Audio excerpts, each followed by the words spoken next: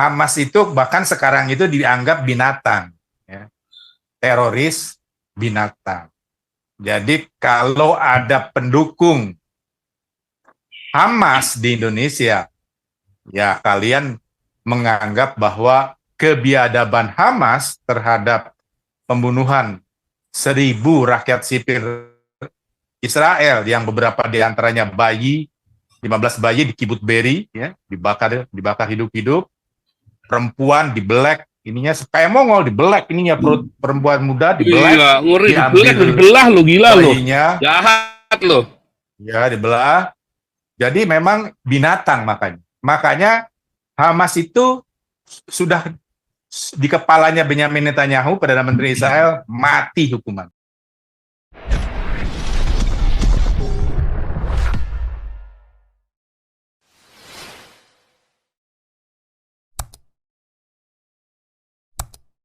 Kacamata silakan.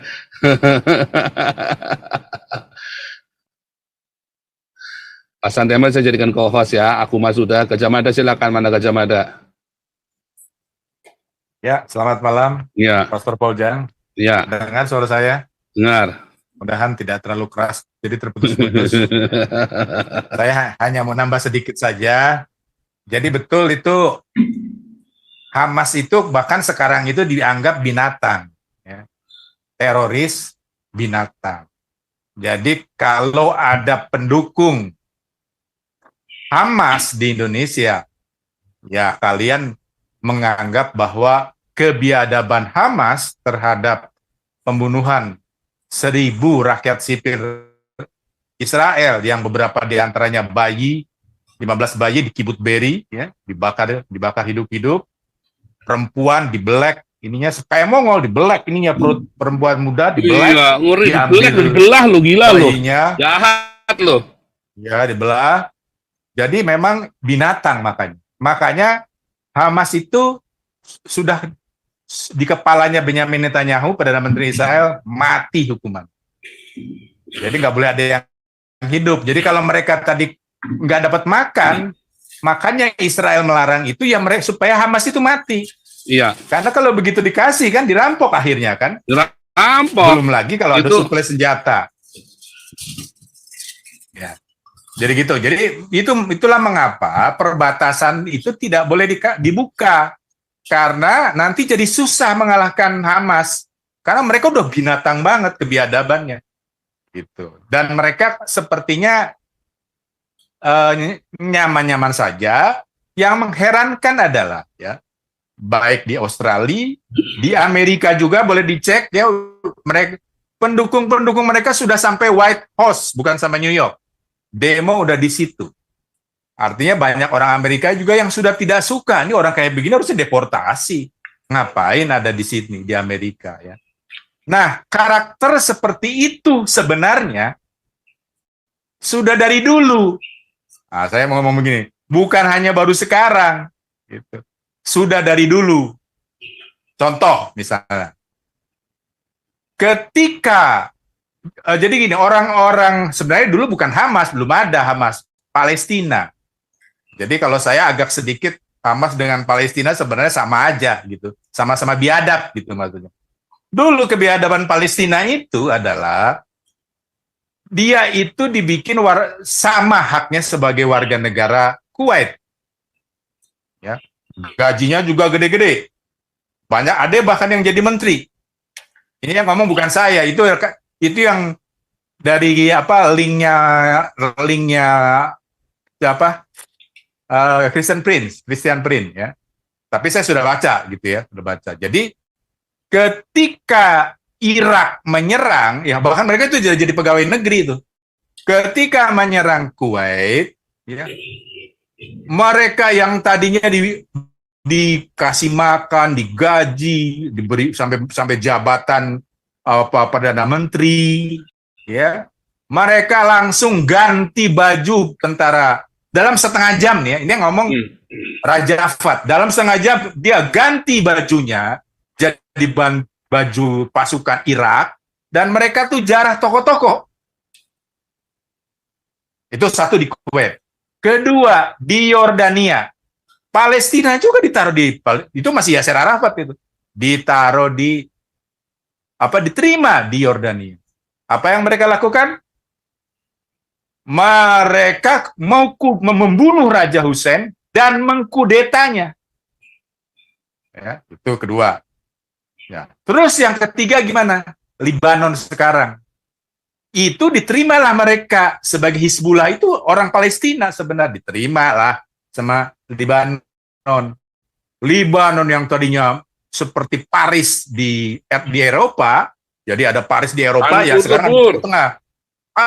Hancur lebur sampai sekarang. Itulah sebabnya sekarang tidak ada negara yang mau terima Palestina itu, termasuk Hamas. Nggak ada lagi yang mau terima, karena mereka, kalau Hamas itu udah jelas binatang, dia kebiadabannya, dan perilaku Palestina ini dianggap, ya seperti itu tadi, udah kapok orang. Jadi kalau sekarang nggak ada yang menerima tuh, ada ceritanya. Ya. Indonesia mau terima nggak? Wah, cilaka kalau Indonesia.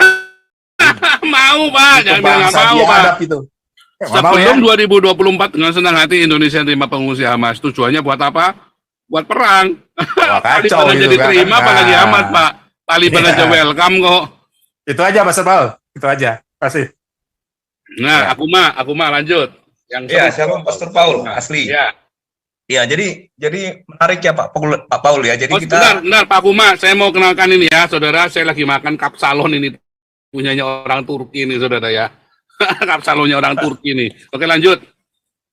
Oke, Pak Paul. Jadi kita udah bisa buktikan sama-sama bahwa tidak pernah ada yang namanya negara Palestina. Sementara tahun 1948 ketika Israel mulai dibentuk, dia mau jajah siapa Pak Paul? Orang negara Palestina aja nggak ada kok. Gitu kan. Yang ada itu mandat untuk ini, untuk Britain, untuk Inggris. Mandatnya itu habis setahun sebelumnya, tahun 1947. Jadi memang itu tanah itu setahun sebelumnya itu memang memegang itu adalah Inggris yang diberi mandat gitu ya. Terus kapan negara Palestina yang berdiri? Makanya kemarin itu lihat seorang doktor ya S3 di TV OON itu mengatakan bahwa katanya dari awal abad ke-20 sudah ada negara Palestina, cuman belum dideklarasikan. Nah, ini kan lucu, Pak. Seorang dokter bisa ngomong kayak begitu, tapi karena memang mereka diajarin untuk hoaks dan takia ya kita mau bilang apa gitu, Pak Paul. Nah, yang kedua, ya memang apa yang Pak Paul katakan tadi bahwa sesudah perang 1967 itu kelihatannya ya negara-negara Arab mulai agak sedikit putus asa lah sedikit ya. Sebelum mereka dibantu Soviet waktu itu membangun militernya lagi untuk perang 1973. Tetapi di era itu antara 1967 ke 1973 itu adalah the war of attrition. Jadi perang untuk menghabiskan tenaga lawan. Nah, disinilah dibentuk ormas-ormas seperti PLO gitu ya untuk ya tetap mengganggu Israel supaya tidak pernah aman. Nah, kemudian kalau Pak Paul ingat peristiwa di Olimpiade Munchen tahun 1972, 11 atlet Israel terbunuh oleh teroris PLO pada waktu itu. Nah, kemudian perang 1973. Nah, di tahun 1982 itu Ariel Sharon itu mengejar PLO ini sampai ke Libanon gitu ya. Setahun sebelumnya itu adalah peristiwa pemboman di Tunisia ya. Jadi memang ceritanya panjang. Nah, sampai di situ memang belum ada untuk ide-ide untuk yang namanya negara Palestina itu memang belum ada Pak Paul gitu. Nah, mulai adanya yang menjelang intifada itu. Nah, kemudian mengenai Suriah, memang ini agak unik Pak Paul. Jadi Israel itu menerapkan strategi itu land for peace, jadi tanah untuk perdamaian. Mereka akan bersedia mengembalikan tanah yang mereka ambil di perang 1967, asal bisa berdamai gitu. Buat Israel itu nggak masalah sebetulnya gitu. Nah, memang agak sedikit rumit mengenai dataran tinggi Golan. Golan itu sebetulnya bukan ini ya Pak Paul ya, bukan sesuatu yang memang harus diambil seperti katakanlah Yerusalem, tetapi Golan ini kan memang dia dataran tinggi. Di situ Suriah pada waktu itu menempatkan meriamnya dalam ini ya, Israel. Nemakin Israel tiap hari gitu. Petani-petani di daerah Israel itu tidak bisa bekerja, ditembakin terus dengan artileri gitu. Nah, jadi waktu perang 67 kan posisi-posisi meriam itu kan sudah sudah dipetakan sama Eli Cohen kan, agen Mossad yang sengaja ditempatkan di Suriah yang hampir menjadi Menteri Pertahanan itu Pak Paul. Nah akhirnya ya Golan diambil alih gitu. Sebetulnya ada niat Israel itu untuk mengembalikan Golan kepada Suriah.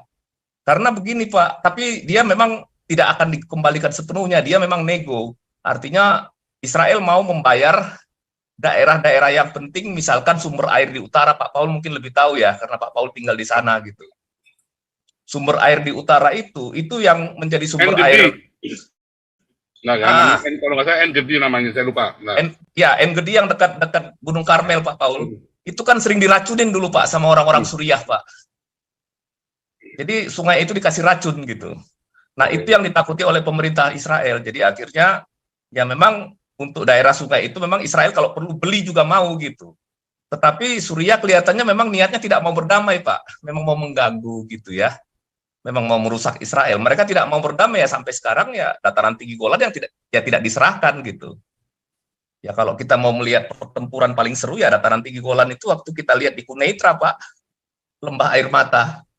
Itu 1.500 tank Suriah hancur di situ kan tahun 1973 Yom Kippur. Kira-kira begitu Pak tambahannya. Silakan Pak Paul. Nah ya, nama saya tempat-tempatnya namanya lupa ya. Oh bukan NGD namanya ya, bukan NGD. Sebentar, saya lupa nama tempatnya itu ya. Saya tahu itu, saya udah kesana kemarin ya. Sumber air itu Pak. Nah, bukan NGD, sorry ya, saya lupa nama tempatnya ya. Itu kalau nama-nama kalau lupa tuh. NGD itu juga mata air ya. NGD itu juga mata air besar itu ya.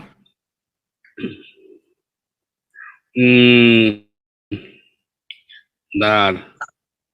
Ya ini Pak Robert dulu, kasih. Oh ya silakan Pak. Kasih Pak Robert dulu. Bentar ya, ini saya lupa namanya, saya jadi penasaran ya, karena baru dari sana kemarin sebelum saya pulang ya. Salam Pak Paul, salam semuanya. Iya, kalau tadi kita